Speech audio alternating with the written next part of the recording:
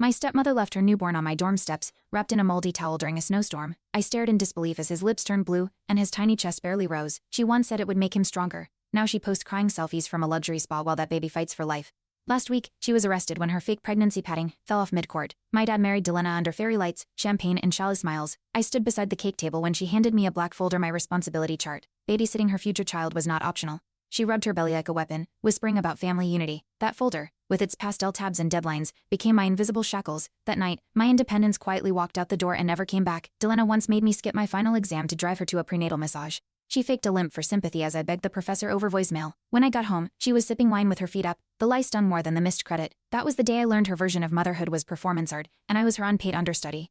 As midterms approached, I found myself caring for Sammy in a freezing dorm while Delena vanished for spa weekends. She texted, "You're strong enough," as I cradled a feverish baby. My roommate Sarah begged me to report her, but KSBS had already dismissed the case. Delena said I volunteered.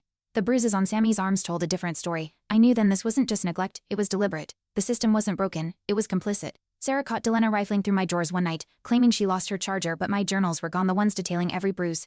Every lie. Evelyn from KSBS said there were no logs. Delena had erased me from my own narrative. I felt sick. My voice, already ignored, was being rewritten. When I asked my father, he said I'd imagined it. Delena even suggested I was spiraling. Gaslight became gospel. Silence became survival. Delena staged a family dinner to celebrate healing. I arrived to find my diary pages taped on the wall, highlighted, mocked. Laughter echoed as she toasted to honesty. My step-uncle filmed it for TikTok. Sarah tried pulling me away, but my feet froze. My dad chuckled, calling it just jokes. That night, I deleted every social app and slept with the dresser blocking the door. My skin itched with shame. Every truth I had was now a weapon against me. Evelyn finally listened. She visited unannounced and saw Sammy's crib cold, empty. Delena claimed he was out with the nanny, but Evelyn knew there was no nanny. She took photos, but a day later, the report vanished. Administrative glitch, they said. Sarah warned me Delena had ties in the department. That night, a KSBS envelope arrived addressed to Delena. Not me. I wasn't just being ignored. I was being erased from the official story, page by silent page. I stood outside the courthouse with Evelyn, documents in hand. Inside, Delena testified about postpartum confusion. She wore a hospital bracelet she stole from her. Her tears came on cue, but Sarah burst in, holding baby formula receipts and a video of Delena clubbing that same night. The judge's expression shifted. My father refused to meet my eyes. Sammy's cries echoed from a side room. The courtroom wasn't ready for truth.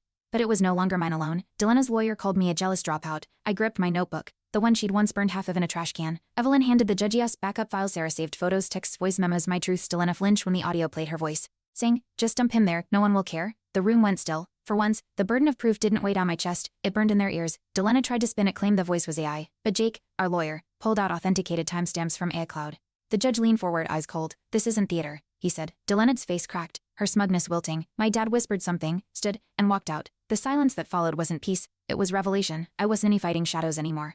I was standing in daylight, surrounded by people who finally saw the horror I'd been screaming about for years. The bailiff confiscated Delena's phone after she tried texting someone under the table. Evelyn checked it. She'd scheduled a mental breakdown tweet draft. Her game wasn't over, just shifting. But Sammy's cries returned louder now. Sandra stormed in holding a notarized document proof Delena forged Emma's parental consent. The judge called recess. Outside, Delena screamed at Chloe, who finally shouted back, "I'm not your puppet anymore." That scream didn't scare me, it freed me. Delena's grip was fracturing fast. Delena's smirk returned briefly when a KSBS supervisor appeared, waving a clearance letter. But Sarah stepped forward, pointing out the signature mismatch. A forensic analyst, silent in the back, confirmed the forgery. The courtroom buzzed. Delena's face twitched. Even her lawyer took a step back. I didn't flinch. I remembered every sleepless night with Sammy's fevered breath, every voicemail ignored. This wasn't just justice. It was proof that she'd underestimated the girl she tried to erase. The final blow came when Emma, Sammy's teen birth mother, appeared unannounced, pale, shaking but determined. She threatened to report me as a runaway if I didn't comply, Emma said. The courtroom froze. Delena lunged toward her, but deputies stepped in. The judge slammed the gavel, ordering a full investigation. I didn't cry, not then, I just exhaled. Years of lies collapsed in seconds. Delena wasn't just manipulative, she was monstrous and now finally exposed. Just when I thought justice had landed, a news article surfaced. Teen mom Ava Ellington investigated for neglect. My name, my photo, a fabricated KSBS quote. The byline written by Delena's ex-roommate, now a freelance blogger. Sarah found metadata drafted 2 weeks ago. She planned this. Even from the courthouse bench, Delena had pre-moves. Quaid, it wasn't over. She was trying to rewrite the ending before the ink dried on the truth. Sandra checked hospital records. Sammy had never been formally registered. Delena had used a fake last name to avoid documentation. That meant one thing: his birth certificate listed no legal guardian. If anything happened to me, Sammy could vanish into foster care limbo. I raced to the clerk's office, closed, assigned system update offline for 72 hours. Delena knew she was stalling. This wasn't just about winning court. It was about custody through chaos. Evelyn unearthed an old KSBS report from 3 years ago Delena had fostered before. That child's still missing, case sealed. Sarah whispered, "She's a pattern, not a person." I sat in Sandra's car, pulse racing. This wasn't just manipulation, it was machinery. Legal, digital, emotional. Each forged form, every vanished file, deliberate. My story wasn't isolated. It was her blueprint, and now I had to dismantle it piece by documented piece before Sammy disappeared too. Jake, our lawyer, discovered court clerks had flagged my address. Delena claimed I'd been evicted for drug use, the fake lease, forged police report, and anonymous tip all pointed back to her IP. Yet the damage was done. My financial aid froze, and my college flagged my student record. I wasn't a student, I was a ghost. Every anchor identity, home, education had been cut, and she did it while sipping tea and smiling in family portraits. Chloe found Delena's burner phone hidden in a cereal box. Its messages revealed group chats with 2 Kespius workers and a local judge's clerk. They joked about Crazy Ava and shared tips on dodging reports. It wasn't incompetence, it was conspiracy. Evelyn turned pale.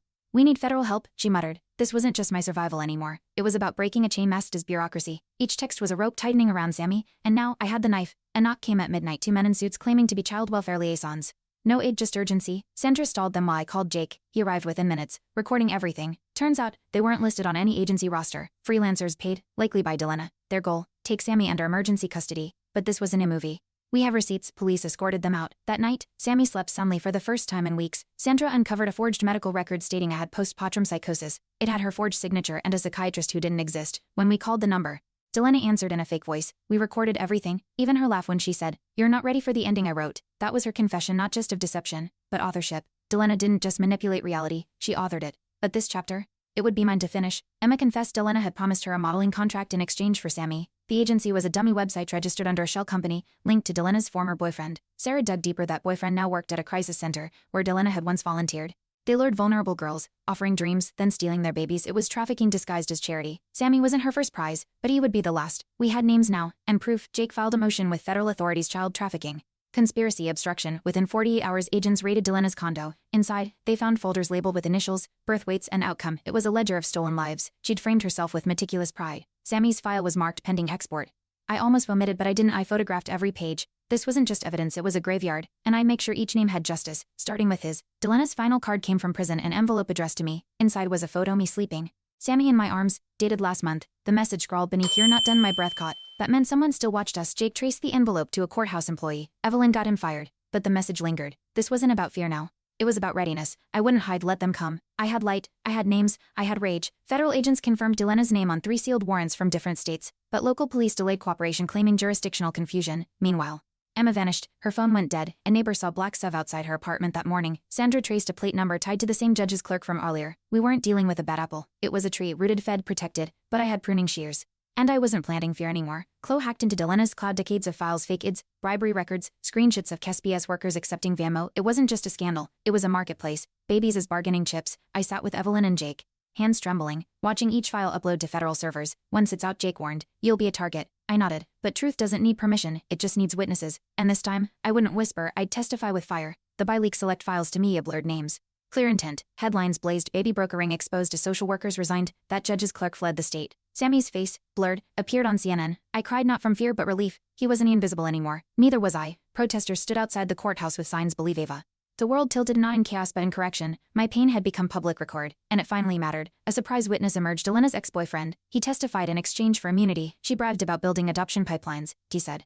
Hands shaking, he handed over wire transfers, burner texts, even a recording. Delena laughing. "It's not kidnapping if the forms are signed." I watched the jury flinch. Evelyn squeezed my hand. Every lie, every bruise, every sleepless night validated. Delena didn't just break the law. She broke souls, and her trial had only just begun. In a sealed deposition, a retired Kespius director admitted knowledge of Delena's operation. She gave us quotas. We looked away. The judge read the statement aloud, voice cold. "My father didn't show up, he never would." But Chloe sat behind me, gripping a photo of Sammy. Our tribe wasn't biological. It was chosen, built from truth, forged by trauma. I wasn't broken, I was rebuilt, and the hammer was finally in my hands. The final twist landed with Delena's confession on live stream.